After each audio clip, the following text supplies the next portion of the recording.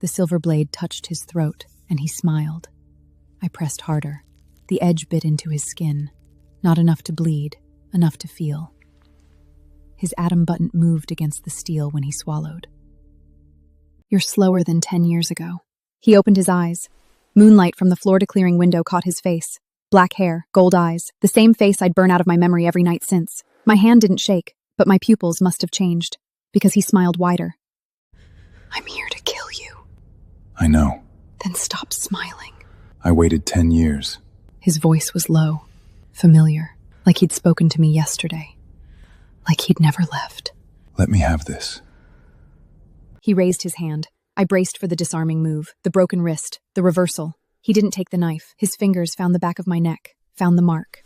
My body knew him before I did. A tremor ran through my knife hand. The blade wad against his throat. "Fuck!"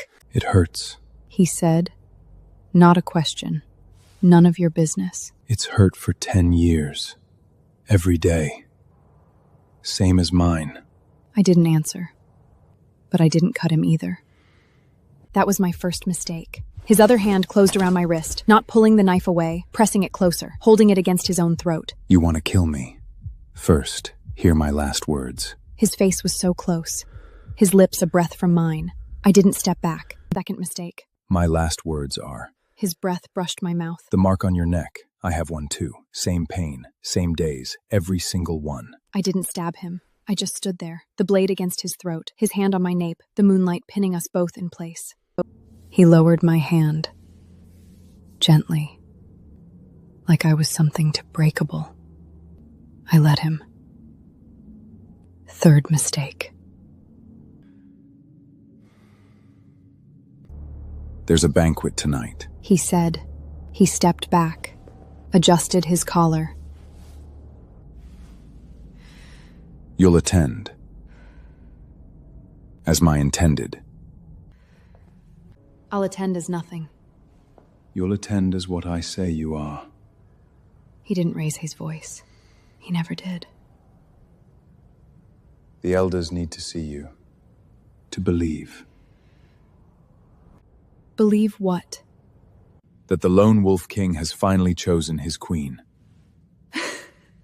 I laughed. It came out wrong. Hollow.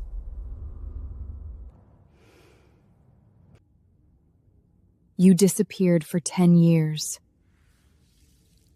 Left this, I touched the back of my neck. Left me with nothing. And now you want a queen. I want you. You want a prop. He didn't deny it. That was worse. The banquet hall smelled of wine and burning cedar. Wolfkind filled the long tables. Their eyes followed me from the moment I stepped through the arched doors. Kieran's hand rested on my lower back, possessive, unnecessary. A woman with auburn hair and amber eyes approached. Her gown was the color of dried blood. She moved like she owned the air she walked through. Kieran. Her voice was warm, practiced. You didn't tell me we'd have a guest. Selena. He didn't remove his hand from my back. This is Lyra. Sylvena's gaze slipped over me, lingered on my neck, on the mark. A hunter, she said.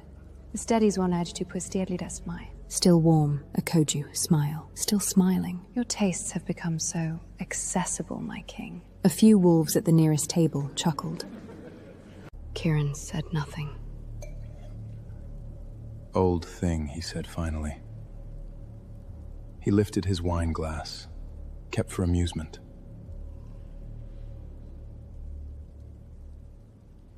Selene's smile widened.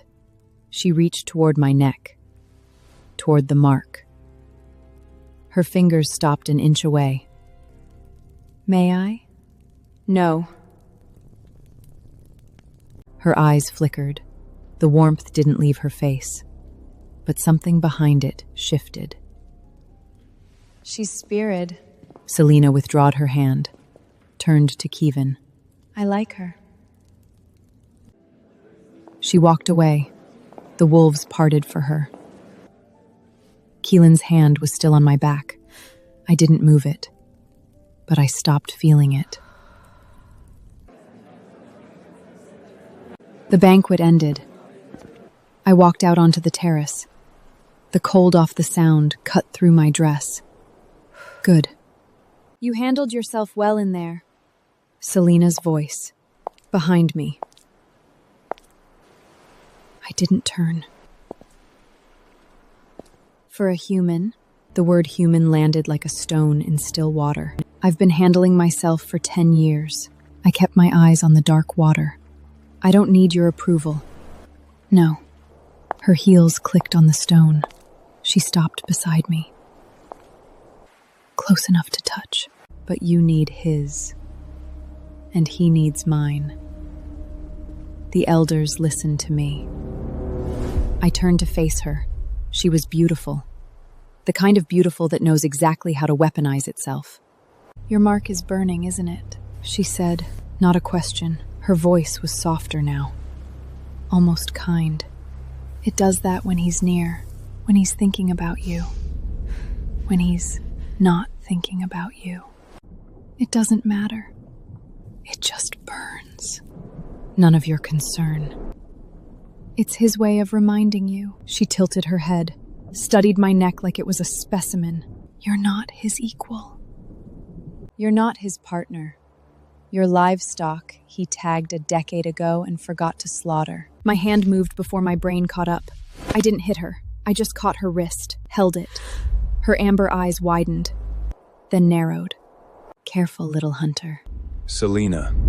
Kylan's voice, from the terrace doors. Selena's face transformed. The cold amusement vanished, replaced by something soft, welcoming, like I'd been the one holding too hard. I was just welcoming your guest, my king. She's lovely. She walked past him. Her shoulder brushed his arm. Lingered. Kylan watched her go, then looked at me. She's dangerous. She's useful. She called me livestock. He didn't react, just stood there, the crest of his house. Come inside, he said. He turned, walked back through the doors. I stayed on the terrace, watched the dark water, memorized the exact speed at which Selena's face had changed. The precise moment warmth became ice, became warmth again. The mark on my neck burned.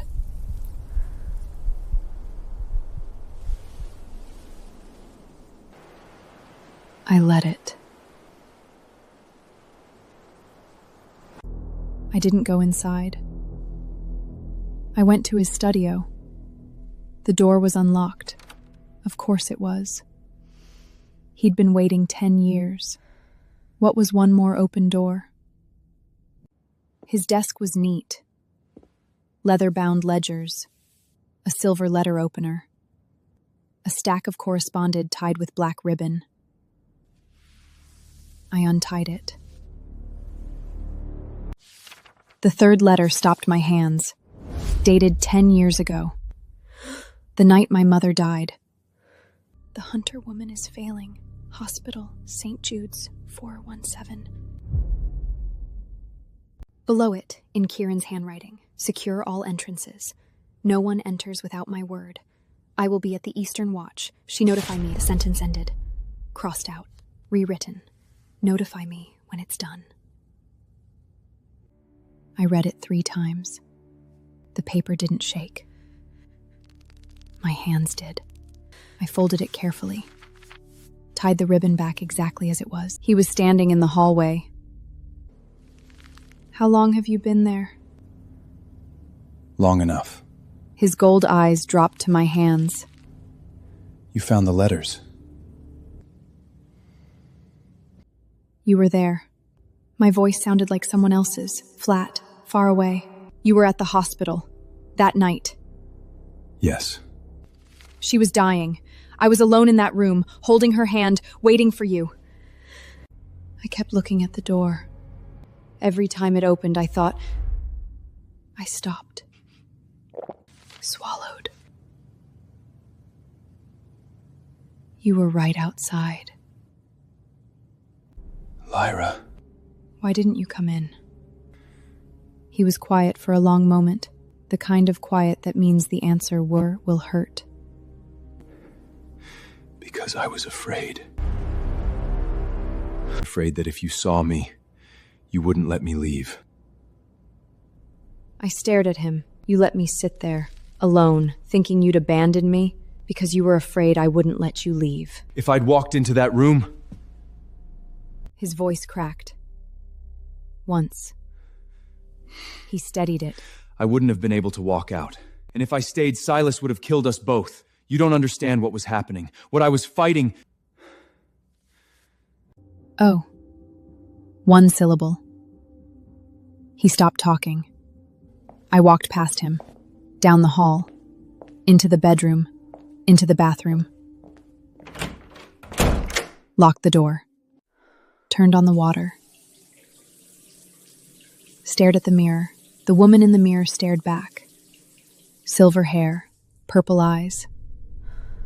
The mark on her neck, red and raised and burning. I reached up. Touched it. First time in 10 years. It didn't hurt. I don't know how long I stood there. Long enough for the water to run cold. Long enough for my reflection to stop looking like a stranger. I washed my face. Dried it. Unlocked the door. He was sitting on the edge of the bed. I lay down on my side, facing the window, my back to him. He didn't speak. Neither did I. Same as it had every night for 10 years, same as it would every night after. The mark didn't burn anymore. I closed my eyes. I met Finn at the pier. The salt wind cut through my jacket. He was leaning against the railing, watching the ferries.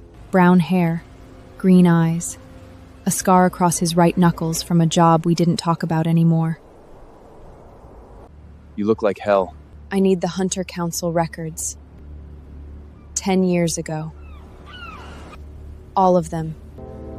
He straightened up. Those are sealed. Council vote required 3 signatures minimum. I don't have time for signatures. Lyra. He stepped closer. Lowered his voice. What's going on? You disappear for 2 weeks, no contact, and now you want classified files from a decade ago? I'm inside the wolf court. He went still. Inside as in... As in I sleep in the lone wolf king's bed and eat at his table. The silence between us filled with fairy horns and seagulls.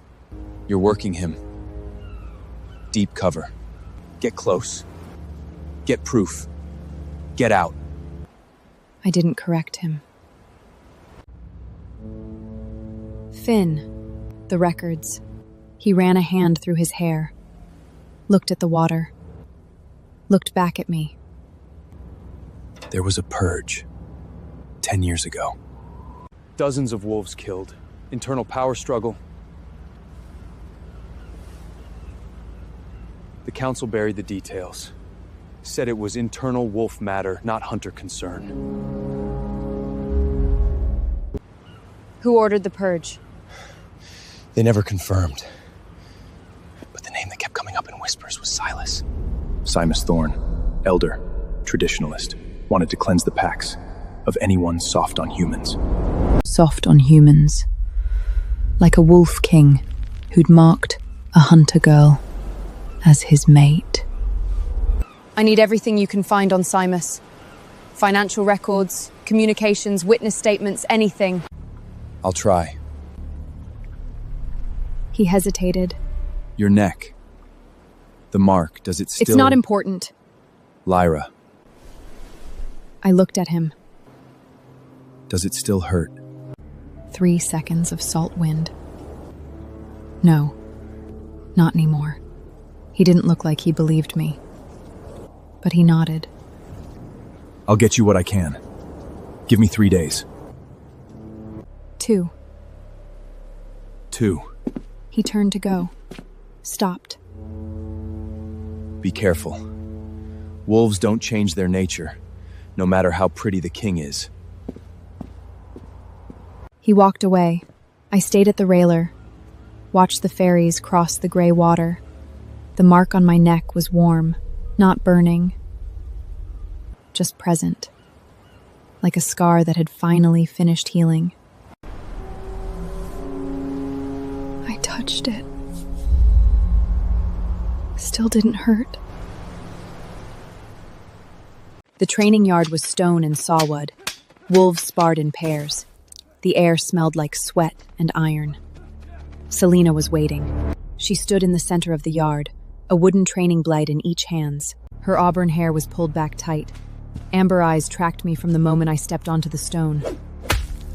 The hunter graces us with her presence. Let's see what you're made of. I didn't pick it up. Not necessary. Afraid? I looked at her. Afraid of hurting you. A few wolves nearby stopped sparring. Celine's smile. Confident. Good. Confidence makes the lesson stick. She moved. Fast. Faster than human. But I wasn't just human anymore. I didn't know what I was. I only knew that when she swung, my body shifted left. Not dodging, just not there anymore. The speed was wrong. The fluidity was wrong. I was standing 3 feet from where I'd been. Celine's blade cut air. The yard went quiet. Kieran stood at the edge of the stone, watching, his gold eyes fixed on me. His fingers curled slightly at his sides. Interesting. She set down her blade. The little hunter has been keeping secrets. I learn fast. Do you? She stepped closer. Her voice dropped to something only I could hear. Learn this, then. You can move like a wolf. You can sleep in his bed. You can wear his mark on your neck, but you will never be one of us. You're a human wearing wolf skin, and eventually, the skin always slips. She smiled, warm again, for the audience. Well fought, little hunter. She turned and walked toward the other wolves. They parted for her, same as always. I stood in the center of the stone. The sawdust had settled. The wolves had returned to their sparring. Kieran hadn't moved. His eyes were still on me. And for the first time since I'd pressed that blade to his throat, he looked uncertain. Good. I lay in the dark. Cedar and something colder. Snow melt. The bathroom light was still on. I'd left it on. Kieran never slept when I was awake. He was waiting. For what, I didn't know. For me to speak. For me to turn over. For me to be the girl he'd marked 10 years ago. That girl was dead. I didn't know who was lying in her place. The mark on my neck throbbed once. Not pain. Something else. A pulse that wasn't my own. I closed my eyes. The bathroom, 3 hours ago. The door locked. The water running. My hands braced on the sink. I'd looked at my reflection and seen a stranger. Silver hair, purple eyes, the same face I'd always had. But behind it, nothing. A hollow where something used to live. I'd pressed my mouth. My stomach had heaved, silent. 3 minutes. I trying to say 10 years of swallowing everything I couldn't say. 10 years. You owe me. Not an explanation. Just showing up. Just once. The thought came and went. I didn't cry. I'd forgotten how. I'd washed my face. Dried it. Looked at the mirror again. Practiced a smile. It looked almost real. Then I'd unlock the door. Walked out. Lay down on this bed. Next to him. Now his hand moved, slow, across the sheets. His fingers found mine, covered them. Warm. His hands were always warm. I didn't pull away. I didn't hold on. I just laid there. 2 hands overlapping in the dark. 10 years of silence between them. The mark on my neck pulsed again. Warmer this time. Not burning. Something else. Something waking up. I kept my eyes closed. His thumb moved, once, across my knuckles. Neither of us spoke. The moonlight came through the window. Same as always. Everything was different.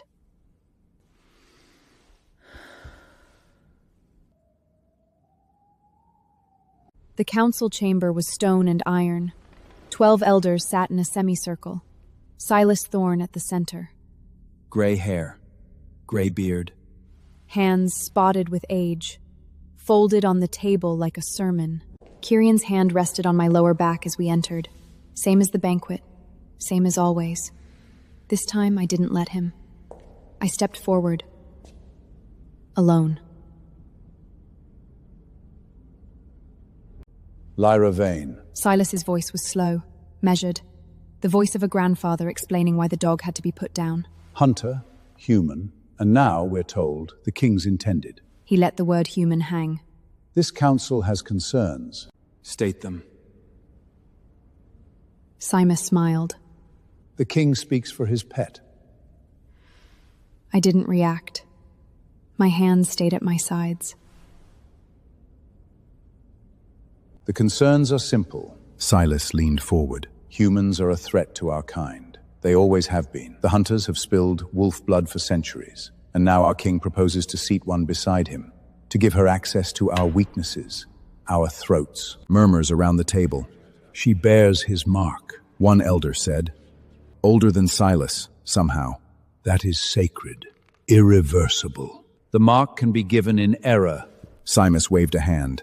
Youth, impulse, lust mistaken for bond. It happens. The question is whether this girl is worthy of what the mark represents. I spoke. Worthy. My voice was calm, quieter than his. That's an interesting word. Simus's eyes shifted to me. You question the council, little hunter? No. I reached into my jacket, pulled out a small device, set it on the table. I just thought the council should hear something. I pressed play. Simus's voice filled the chamber, recorded, from a conversation he'd had 3 nights ago, in what he'd thought was a private study. The old wolf should have died years ago. Kieran's father was soft, wanted it peace with the hunters, wanted made us stronger great. The purge cleaned the blind lemkrens. The son will follow the father, unless we act first. The recording ended. The chamber was silent. Simus's face had gone the color of old ash. That's fabricated. He said. His voice shook. Once, he stated it. The hunter forged this. A human trick. You cannot possibly... Play it again. His voice was very, very quiet. I pressed play. The words filled the room a second time. Silas' hands were trembling on the table. You lying little... Selena lunged. She'd been standing at the edge of the chamber, silent, watching. But when the second recording ended, something behind her amber eyes had snapped. Her hand shifted. Claws. Fur. She was fast. Faster than she'd been in the training yard. This wasn't sparring. This was murder. I didn't dodge. I caught her wrist. Her momentum stopped. Dead. Like hitting a wall. Selena's eyes went wide. She tried to pull back. Couldn't. Not crushing. Just holding. Immovable. That's impossible. You're human! Like it means something. I pressed down. Not hard. Just... inevitable. Her knees hit the stone. The sound echoed. Selena Ashford, Kieran's voice cut through the chamber. Cold, formal. you are accused of conspiring with Silas Thorne, of spying on your king, of plotting against the crown. She looked up at him, the rage drained away, replaced by something soft, wounded, the mask sliding back into place. My king, I have served you faithfully. I would never... Lyra, Kieran didn't look at her. the evidence. I pulled a folded paper from my jacket, dropped it on the table.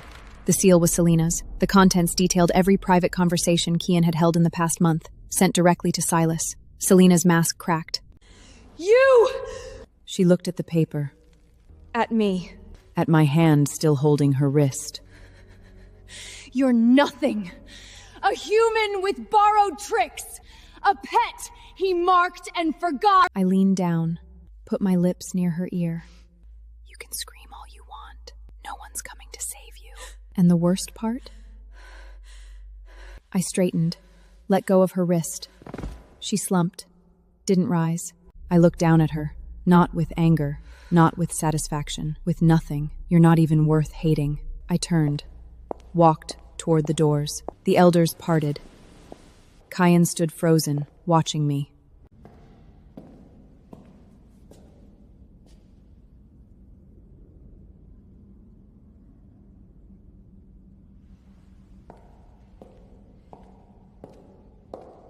I didn't look back. The castle gates were iron and old bone. Selena knelt outside them. Her auburst hair had come loose. Strands clung to her wet cheeks. The council's verdict had been swift. Stripped of rank, stripped of pack.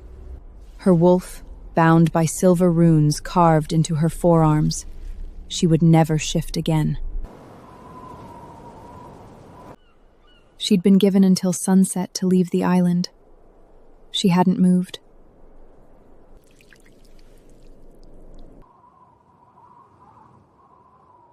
The car rolled through the gates. Kieran beside me. The window was cold against my temple. Selena's head snapped up when she heard the engine. Lyra! Look at me! Look at me! I didn't turn my head. The car kept moving, stumbling alongside the vehicle. Her hands pressed against the window. You can't do this! I served him! I loved him! You're nothing! Drive faster. The driver nodded. The engine purred. Selena's hands slid off the glass. I watched the side mirror. Her figure shrank. Her voice faded. The gate swallowed her. What did you say to her? In the chamber? When you leaned down? I didn't answer. Lyra. I turned from the window, met his gold eyes. I told her she wasn't worth hating. He was quiet. That's worse than any curse you could have spoken. I know. The car wound down the cliff road. The sound glittered below, gray and endless. She believed she was your rival, your equal, your destiny if only I disappeared. She built her entire self around that belief.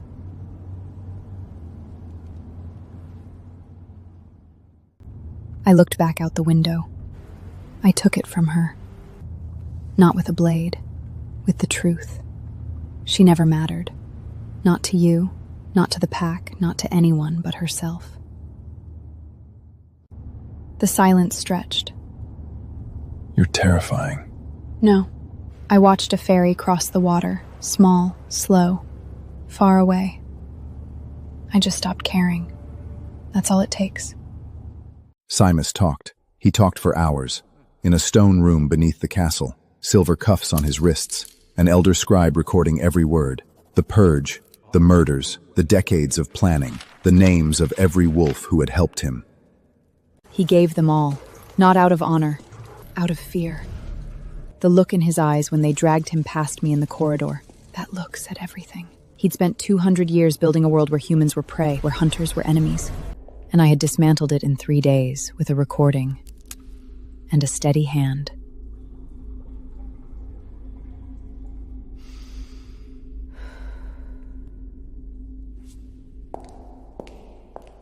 Kieran stood at the window of his studio, his back to me. The city lights of Seattle glittered across the water. Simus confessed to killing my father. He poisoned him, over months, slowly, made it look like age, made it look like weakness. I said nothing. He raised me. After, told me he would guide me, protect me, teach me how to be a king. He was the one I was running from that night, in the hospitals to kill you, to erase the evidence of what I'd done. Marking a human, loving a human. You didn't come in. He turned. I didn't come in. His voice broke on the last word. I told myself I was protecting you, keeping you safe by staying away. I sit at side, and all I did was leave you alone in that room, holding her hand, waiting for someone who never came. He crossed the room, stopped in front of me. I can't fix that. His gold eyes were wet. I can't give you back those 10 years. I can't give you back that night. I'd undo a single thing I did. He dropped to his knees. The lone wolf king. On his knees, on the stone floor. He pulled the ring from his finger, the wolf crest, the crown, held it up to me. You said once that I was your prey. His voice was rough, barely a whisper.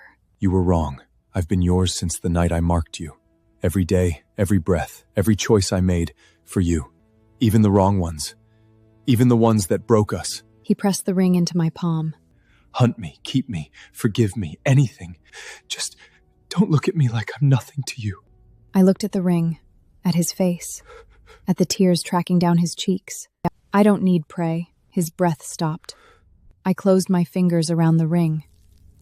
Then I reached down, took his hand, and slid the ring back onto his finger. I need a king who stands beside me, not one who kneels. I let go of his hand. Stand up, Kieran. He stood, slowly, like he'd forgotten how. The council meets tomorrow. They'll want to name a new elder to replace Simus. I have someone in mind, a wolf who's been loyal, quiet, overlooked.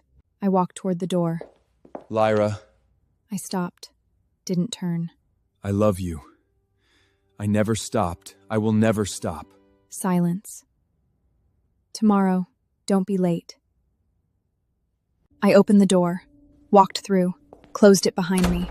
In the corridor, I leaned against the stone wall, pressed my palm to my chest. My heart was pounding.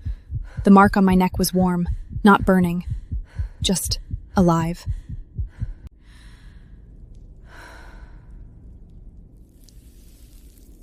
I stayed there for a long time. Then I walked on.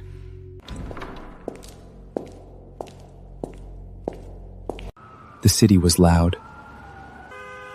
Selena had forgotten how loud. Cars, sirens, people talking into phones, the endless electric hum of 8 million lives stacked on top of each other. She worked at a convenience store now. The fluorescent lights made her skin look gray. Or maybe that was just her skin now. Without the wolf, everything was fading. Her hair, Her eyes. the amber had dulled to something closer to brown. The uniform itched. Polyester. She'd worn silk for 60 years. A customer. Young. Excuse me. Male. Holding a bag of chips and an energy drink. Selena scanned the items. The beep of the register. The slide of the chip bag. That'll be $6.43. The man paid. Left. The door chimed. She stared at the security monitor, watched the grainy footage of aisles, chips, soda, candy, the same loop she'd watched for 3 months. There was a bottle of vodka on the shelf behind the counter, premium, the kind she used to drink from crystal glasses in the castle hall. She took it, unscrewed the cap, drank straight from the bottle. The cameras caught it. Of course they did. The manager fired her the next morning, called security when she wouldn't leave. 2 rent-a-cops escorted her to the sidewalk. She stood there, the vodka still in her hand, the city noise crashing against her. I was a wolf. She said to no one. I was feared. A woman pushing a stroller veered around her. Selena threw the bottle. It shattered against the brick wall. A few people glanced over, looked away, kept walking. She sank onto the curb. Her reflection stared back from a puddle. Hair lack. Eyes dull. She'd spent decades building herself into the perfect wolf, the perfect mate, the perfect rival. She'd believed, truly believed, that if she just removed the obstacles, if she'd just proved herself worthy, Kieran would see her, choose her, love her. He hadn't. He never would have. And the worst part, the part that made her press her forehead to her knees on that dirty curb, was that she'd known, deep down, she'd always known. She'd built her entire self around a lie, and now there was nothing left. A siren wailed somewhere. A dog barked. The city kept moving. Selena sat on the curb and didn't move with it. 1 year later, the key still hung on his study wall. Kieran passed it every morning. A small iron thing. Unremarkable. The kind of key that opened a door. No one thought to lock. Her room. The one she'd slept in for those 3 weeks. The one she'd left that final night, without looking back. He didn't go in. He just needed to know. The door was still locked. That her pillow still held the shape of her head. That the glass she drank from was still on the nightstand, a faint watermark dried at the bottom. The report arrived at dawn. A young wolf courier, nervous. He handed over the envelope and retreated before Kieran could ask questions. Inside, a single photograph. A single sheet of paper.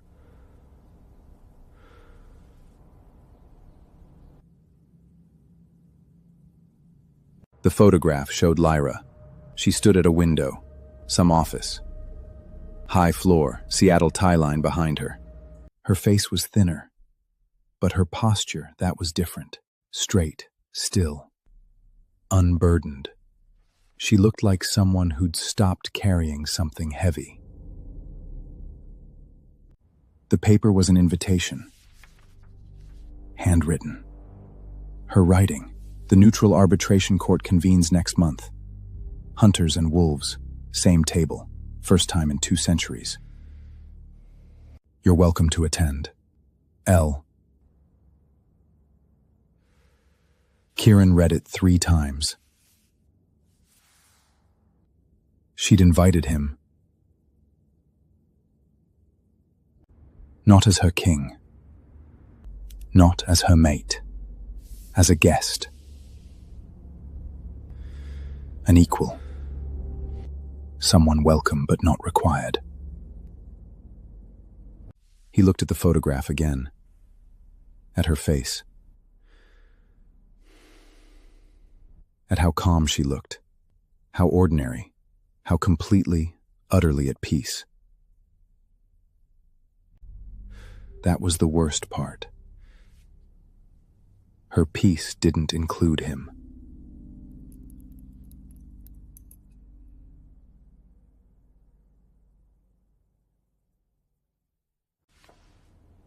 He pinned the photograph beside the key.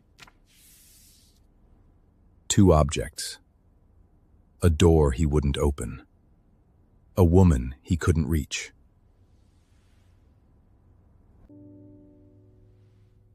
He touched the ring on his finger. The one she'd put back. Then he sat at his desk. Wrote a single line in response. I'll be there.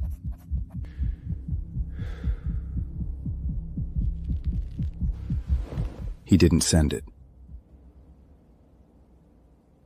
The chamber was new, built on neutral ground. A renovated courthouse in downtown Seattle. Human architecture. Wolf modifications. Silver-free door handles. Windows that open to the salt wind. 2 tables. Hunters on one side, wolves on the other. The room went quiet. She didn't speak immediately. She walked to the chair, stood behind it, looked at both tables, hunters she'd trained with, wolves who'd once snored at her neck. Front Roan was there, green eyes tracking her like she might disappear. She gave him the smallest nod. She walked to the chair, stood behind it, looked at both tables, hunters she'd trained with, wolves who'd once sneered at her neck. Kieran stood at the back. He hadn't told her he was coming. She hadn't asked. Front row, green eyes tracking her like she might disappear.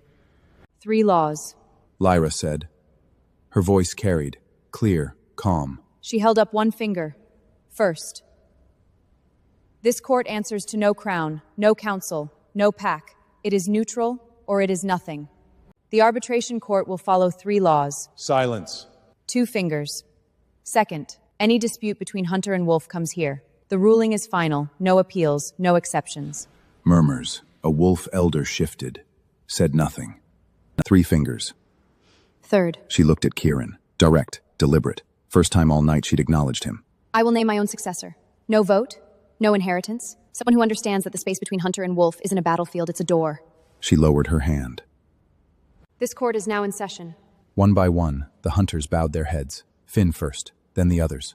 Old resentments, old blood feuds. They set them down. Not gone, just set down. Elder wolves followed slower, one by others, then the others, until only Kieran remained standing. Lyra waited. He looked at her. Across the room, across the year of silence, across everything. He bowed, low, slow, lower than any wolf had ever bowed to any human. When he straightened, his gold eyes were wet. She didn't smile, but something in her face shifted, softened, just slightly. She didn't smile, but something in her face shifted, softened, just slightly. Welcome. All of you. Welcome, she said. The session ended at dusk. Wolves and hunters filed out, some talking, quiet, tentative. The first conversations between their hanes in 200 years that weren't threats. You did it. His voice was rough. You actually did it. We did it. You found the records. I found papers. You built a court. He shook his head, grinned. Same Lyra. Always doing too much. Someone has to. He squeezed her arm, let go, walked out into the rain. Kieran waited in the corridor. She'd known he would. He stood by the window, watching the rain streak the glass. The wolf ring still on his finger, the one she'd put back. You came. You invited me. I didn't know if you would. He turned. His face was thinner, too.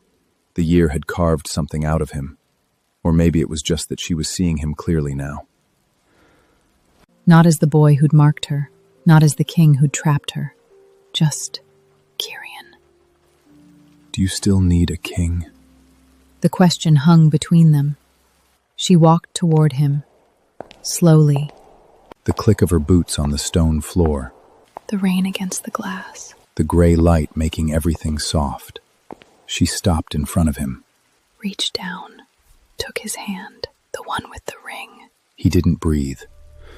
She slid the ring off his finger, held it up. The wolf priest caught the rain light. I don't need a king who gives up his crown. Slid the ring back onto his finger, held it there. I need you. His breath left him in a sound that wasn't quite a word. She didn't kiss him. She just held his hand, the ring between their palms. Okay. His voice cracked. He didn't care. Okay. She nodded, let go. Walked towards the door. Lyra. She stopped. I'll be here. Tomorrow. And the day after. And the day after that. I'm not leaving again. She looked back at him. The gray light. The rain.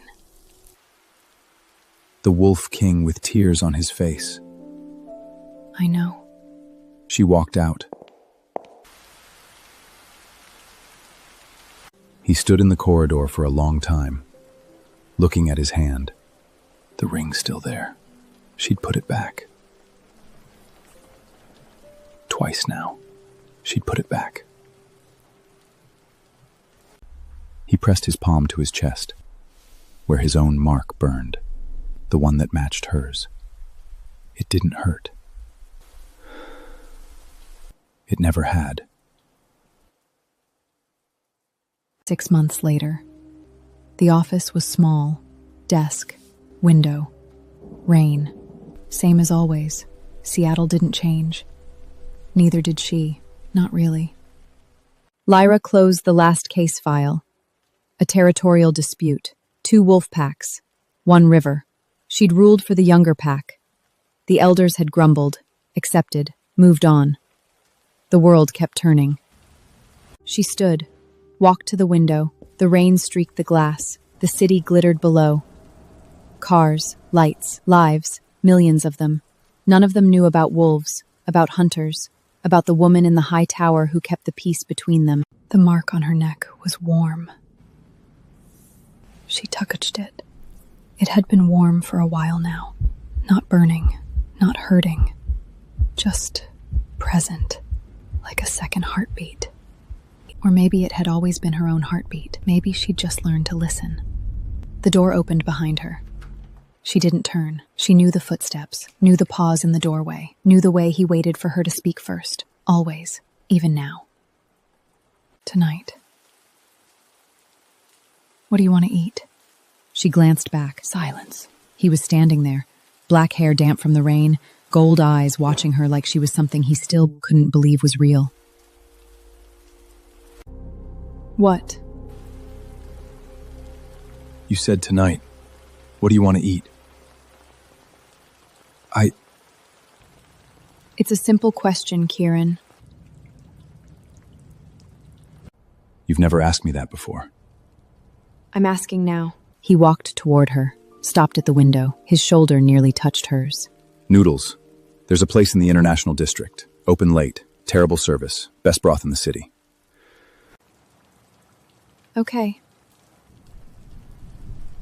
He looked at her. Okay. Okay. She turned from the window, grabbed her coat. You're driving. He didn't move.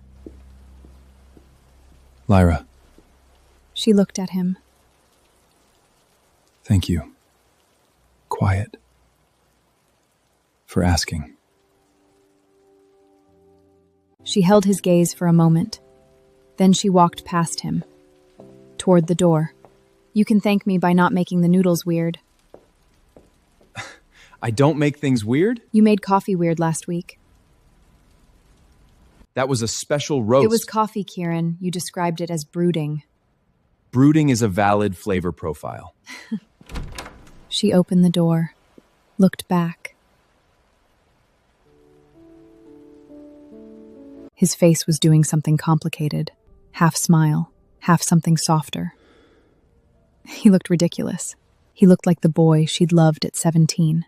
He looked like the man she was learning to love now. Different. Same. Come on, before the rain gets worse. He followed her out. The corridor was quiet. The elevator chimed. They stood side by side, not touching, but close enough that she could feel the warmth of him. The wolf. The king.